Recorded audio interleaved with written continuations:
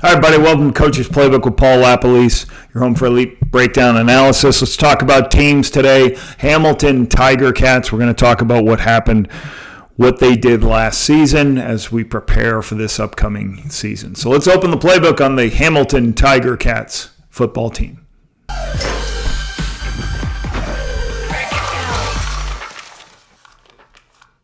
Before I start, please subscribe to the page and turn notifications on.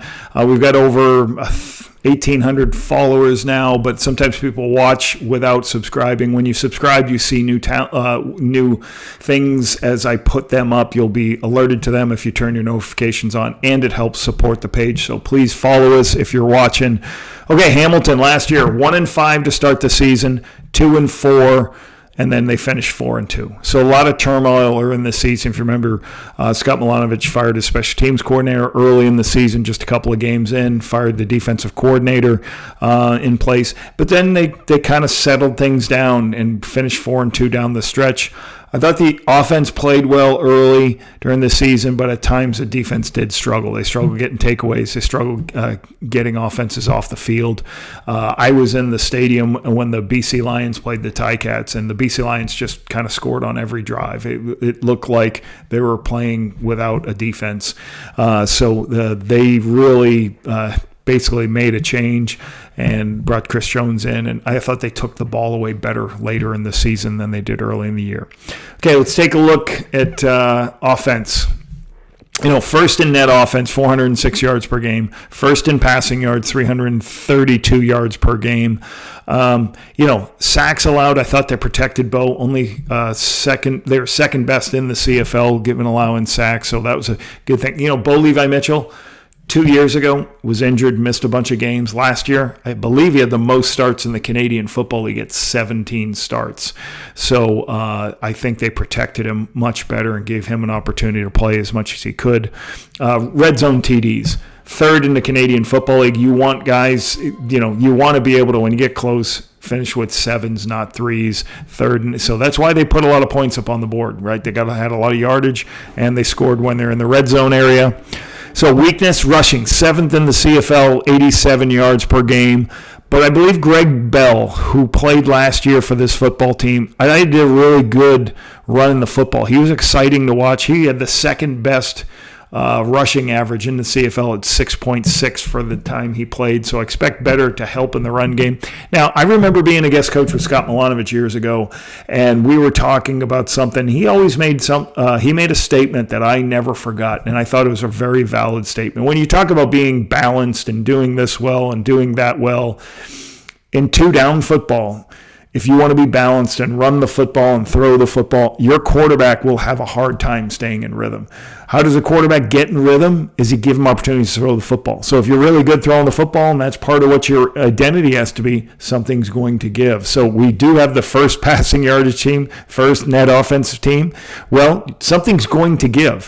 When you're balanced, when you lead the league in rushing, you're probably not leading the league in passing too. So I'm sure they want to run the football better, but they also got to do what they do well, and that's pass the football. Defensively, 9th in points allowed, 9th in first downs given up, 401 first downs, 31 points per game given up. Takeaways, sacks, 8th in the CFL, sacks and interceptions. So they've got a lot of work to do to get better. Brent Munson was brought in from Calgary. Looking forward to seeing what he does with that group. A couple of things that I like. Destin Talbert, was 70. He had 11 pass knockdowns, which was 4th in the CFL. Had a good season for him. Casey Sales, 7 sacks, led this team with sacks. So a lot of improvement needs to happen to the defense. So a couple of points, coaching big points. I think defensively they need more playmakers to step up. Like I just said, 8th in takeaways, 9th in points allowed, opponent first downs, red zone scoring. 71% of the time, if you're in the red zone, you scored a touchdown against the Tiger Cats defense. So defensive playmakers need to step up and perform.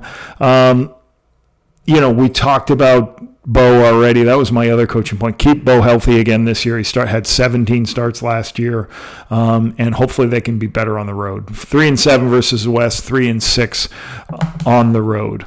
So the great stories and stats, this is the only team in the CFL that had 4 receivers with over 1,000 yards. 4 receivers within the top 20 in receiving yards in the CFL, not 1,000-yard rushers. So add Kenny Lawler. Maybe there's 5 this year because Kenny Lawler is a great add to this offensive group. Tim White, 1,600. Stephen Dunbar, 1,159. Shamar Bridges, 900 yards. Keandre Smith, 900 yards. 933 for both. And, another interesting stat story, Brendan O'Leary Orange, first in the CFL in yards per catch. Kind of crazy stat out of there, 21. 2 things from a roster free agency situation. Reggie Stubblefield, let's not forget about this football player. Should be a great addition as a playmaker on defense. I talked about you need more playmakers. This guy's a playmaker. 2023 most outstanding rookie for Montreal in 13 games. He tore his ACL in week 1 for the Owls, became expendable for the Owls, so that's a great pickup for that defense. And then Kenny Lawler. So why do you go get Kenny Lawler? Because Bo Levi Mitchell loves throwing the deep ball. He loves those matchups, and he's a deep target, and I think might be one of the best at going up and catching the ball and high pointing the football as anybody in the Canadian Football League that I've seen in my career. So I was able to coach Kenny for a couple of years, and he was spectacular at the high pointing catches. Bo's the pass depth of throws is first in the CFL for Bo. So that means he's putting it downfield. 20-plus attempts, first in the CFL. Most 30-plus completions, 47, first in the CFL. So why not go get a guy who's great at contested catches, going up and taking those big plays? That's a good signing for the Ticats. Should help that offense continue to push the ball downfield.